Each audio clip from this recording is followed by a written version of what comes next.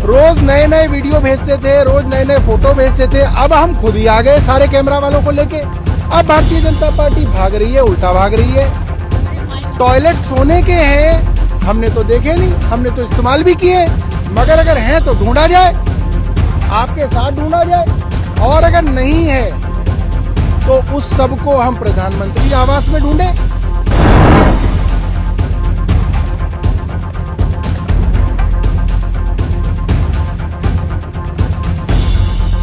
दोस्तों नमस्कार, मैं संजय मग्गू और मौजूद हैं देश रोजाना के डिजिटल मीडिया मंच पर। दिल्ली विधानसभा चुनाव को लेकर के इस समय अब पूरी तरह से गर्मजोशी का माहौल है।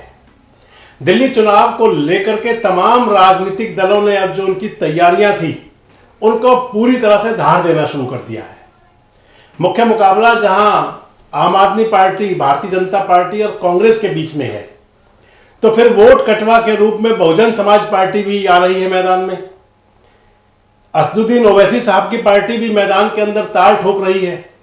और इसके साथ साथ चंद्रशेखर आजाद की भीम आर्मी भी अब की बार दिल्ली विधानसभा चुनाव में अपने पैर पैतरे आजमाने की जुगत में है। यानी कि विधानसभा चुनाव को लेकर के जाति और धर्म वाला तड़का तो लग ही रहा है, इसके साथ साथ जो तमाम वहां का पोस्टरवार राजनीतिक दलों की जो आपसी तू मैं इस समय पूरे शबाब पर है। आज दिल्ली विधानसभा चुनाव को लेकर के आम आदमी पार्टी के नेता आक्रामक मोड में दिखाई दिए। दरअसल दिल्ली के पूर्व मुख्यमंत्री अरविंद केजरीवाल का जो निवास था, मुख्यमंत्री निवास, जिसको भारतीय जनता पार्टी शीश महल का नाम दे रही है, आज उस शीश महल को लेकर के अलग अलग पोस्टर जारी हुए। भारतीय जनता पार्टी ने जहां केजरीवाल साहब को बता दिया टॉयलेट चोर, बता दिया कि टॉयलेट की सीटों को चोरी करके ले गए, टॉयलेट सीट निकाल करके ले गए अरविंद बाबू, तो फिर अरविंद केजरीवाल के जो खासा सिपा सलार हैं संजय सिंह और सौरभ भारद्वाज, आज उन्होंने रुख किया दिल्ली मुख्यमंत्री निवास और दिल्ली के प्रधानमंत्री निवास की तरफ।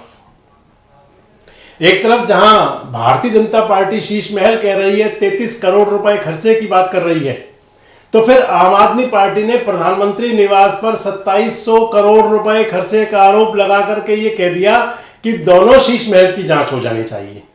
तक ना जाने दिया जाए, कोई मकान के अंदर दाखिल ना हो, कोई मकान की वीडियो ना बना सके। अब मैं ये सोच रहा हूं कि भारतीय जनता पार्टी तो यही चाहती थी, रोज नए नए वीडियो भेजते थे, रोज नए नए फोटो भेजते थे। अब हम खुद ही आ गए सारे कैमरा वालों को लेके। अब भारतीय जनता पार्टी भाग रही है, उल्टा भाग रही है। 3-3 लेयर की बैरिकेडिंग लगा दी, पानी फेंकने वाले फुवारे लगा दिए, डीसीपी एडिशनल डीसीपी को खड़ा कर दिया। पूरी की पूरी जो है इसको जो है आपने जो है बॉर्डर बना दिया। क्यों बना दिया? कि मीडिया ना जा सके। अरे भैया आप दिखाइए स्विमिंग पूल कहाँ पे है, मीडिया वाले भी देख ले। बार कहाँ पे है, हमें भी पता चल जाए। हम तो जाते थे, हमें तो दिखा नहीं, हो सकता कि छुपा हुआ हो तो हम भी देख लें। टॉयलेट सोने के हैं, हमने तो देखे नहीं, हमने तो इस्तेमाल भी किए, मगर अगर हैं तो ढूंढा जाए, आपके साथ ढूंढा जाए। और अगर नहीं है तो उस सब को हम प्रधानमंत्री आवास में ढूंढे। कहा जा रहा है, भारतीय जनता पार्टी द्वारा आरोप है 33 करोड़ रुपए का मुख्यमंत्री आवास बना। चलिए आपकी बात ऊपर की हमने। ये भी कहा जा रहा है कि 2700 करोड़ रुपए में प्रधानमंत्री आवास बन रहा है, 2700 करोड़ रुपए में।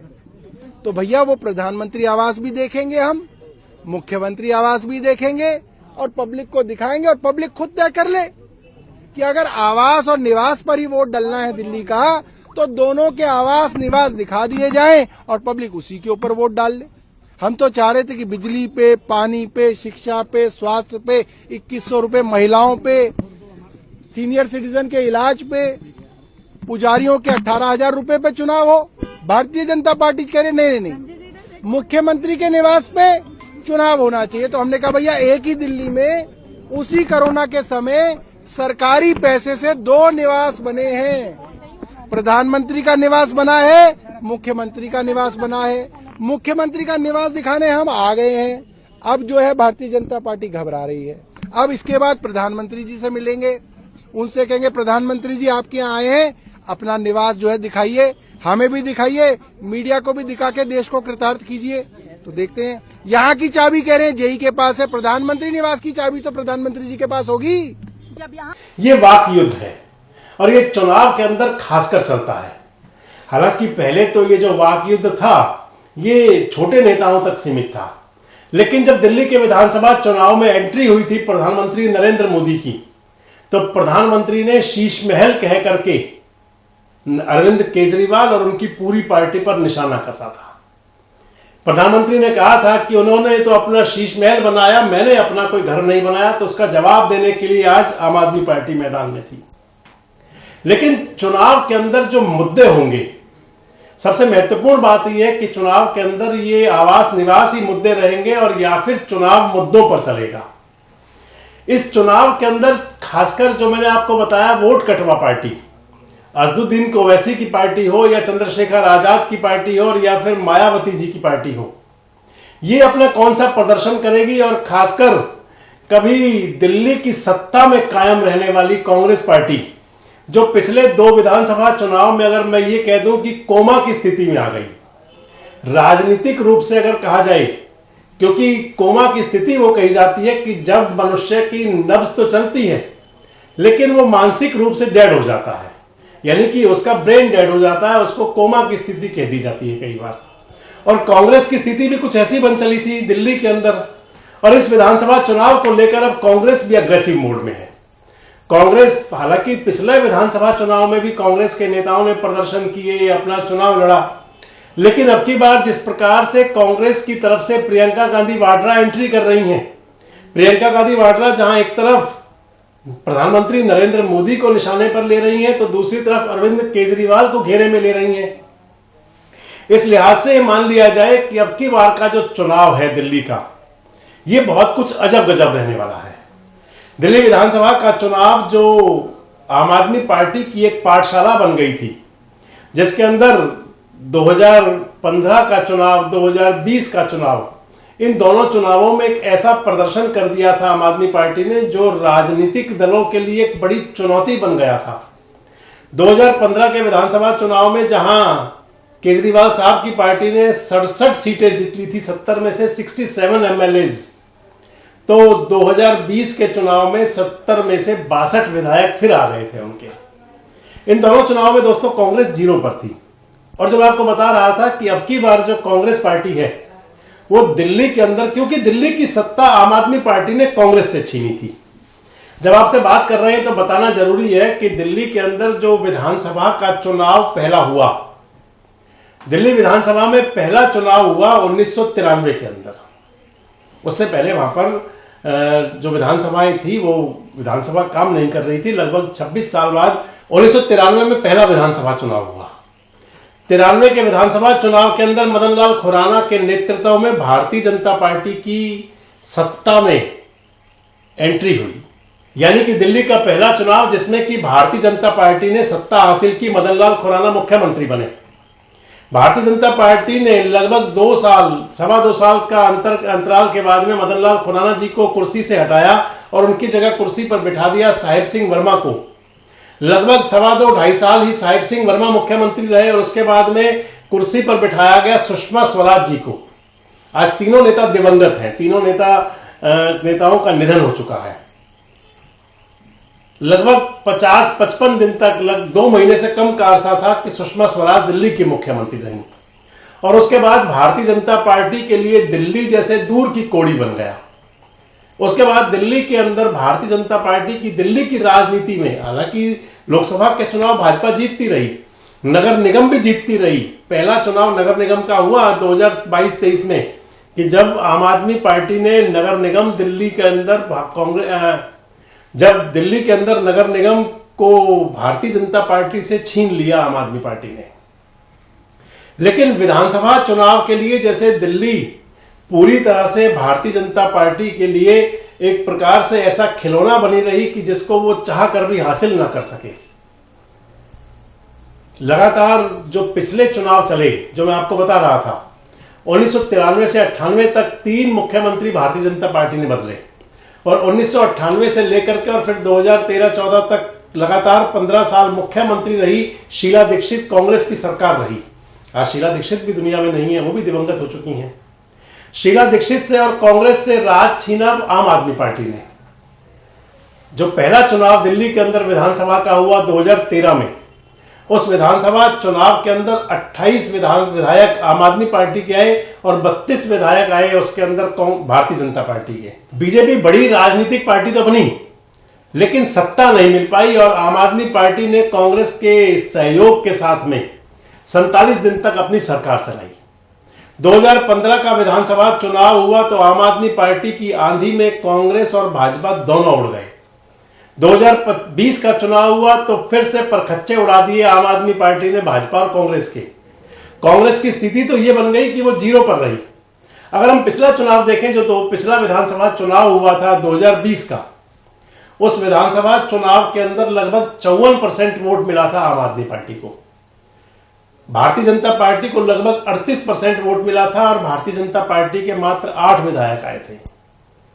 आम आदमी पार्टी के 62 विधायक आए थे और कांग्रेस पार्टी को लगभग 4.8% वोट मिला था, यानी कि 5% से कम। और उस चुनाव के अंदर यानी कि 2020 के चुनाव में 5% वोट लेकर जीरो पर आउट हो गई थी कांग्रेस पार्टी। इस विधानसभा चुनाव के लिए कहें तो कांग्रेस ने जिस प्रकार से अपने तेवर दिखा रखे हैं, कांग्रेस ने जिस प्रकार से अपना माहौल बनाने की कोशिश की है, उसके लिहाज से राजनीतिक लोगों ने कहना शुरू कर दिया है कि कांग्रेस पार्टी कम से कम 10% वोट तो अब की बार ले ही लेगी। वो विधायक कितने बनते हैं, विधायक कितने आते हैं, नहीं आते, और ये 10% जो शुरुआती जो उनका रुझान आंकड़ा माना जा रहा है, वो आगे कितना बढ़ सकता है देखना ये भी होगा। अब आम आदमी पार्टी का वोट शेयर कितना गिर सकता है। 54% वोट से जो राजनीतिक लोग मानते हैं वो तो कहते हैं कि आम आदमी पार्टी अब की बार 37-38% वोट शेयर पर आ सकती है। अगर 16% 15% वोट शेयर आम आदमी पार्टी का गिरेगा तो फिर वो भारतीय जनता पार्टी को कितना जाएगा और कांग्रेस के पास कितनी वापसी होगी। कांग्रेस पार्टी क्या भारतीय जनता पार्टी का वोट काटेगी और या फिर वो पूरी तरह से नुकसान पहुंचाएगी केवल आम आदमी पार्टी को। अगर शहरी वोटों के अंदर बंटवारा कांग्रेस ने किया तो निश्चित रूप से नुकसान बीजेपी का होगा, लेकिन अगर माइनॉरिटी के अंदर, दलितों के अंदर और झुग्गी बस्तियों में नुकसान कांग्रेस पार्टी ने वोट ज्यादा लिए तो फिर वो आम आदमी पार्टी की चूल्हे हिला देगी। ये चुनाव बड़ा अलग प्रकार का रहने वाला है। इस चुनाव के अंदर सबसे इसका जो पहला इफेक्ट तो सामने आ चुका कि इंडिया गठबंधन जो कांग्रेस और तमाम विपक्षी पार्टियों ने मिल करके बनाया था भारतीय जनता पार्टी से लड़ाई लड़ने के लिए, उस गठबंधन की पूरी तरह से जो है वो बखिया उधड़ गई। अगर आप देखें तो कांग्रेस अलग चुनाव लड़ रही है, आम आदमी पार्टी अलग चुनाव लड़ रही है, और इसके साथ साथ ही ममता बनर्जी और अखिलेश यादव, समाजवादी पार्टी के नेता और तृणमूल कांग्रेस की नेत्री, एक पश्चिम बंगाल के, दूसरे उत्तर प्रदेश के, इन दोनों नेताओं ने अपना समर्थन दे दिया है पूरी तरह से आम आदमी पार्टी को। इस लिहाज से मैं कह रहा हूं कि जो गठबंधन था, इंडिया गठबंधन, उसका तो पूरी तरह से एक प्रकार से माने तो इस चुनाव के अंदर, दिल्ली के चुनाव के अंदर जो उनका तिया पांचा होना था लगभग वो हो गया, यानी कि जो भानुमति का कुर्मा जुड़ा था वो अलग अलग हो गया। और अब नजर रहेगी 5 जनवरी को वोटिंग और 8 जनवरी को मतगणना पर। हमारा प्रयास रहेगा हम भी आपको दिल्ली की ग्राउंड रिपोर्ट से आपको रूबरू कराएं, आपको बताएं कि दिल्ली के दिल में क्या है, दिल्ली चाह क्या रही है, दिल्ली के दंगल में किसका मंगल होगा और किसका अमंगल।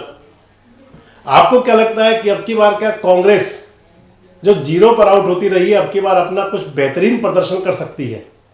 आपको क्या लगता है कि 3 दशक का राजनीतिक सूखा जो चला आ रहा है भारतीय जनता पार्टी के लिए वो खत्म होगा?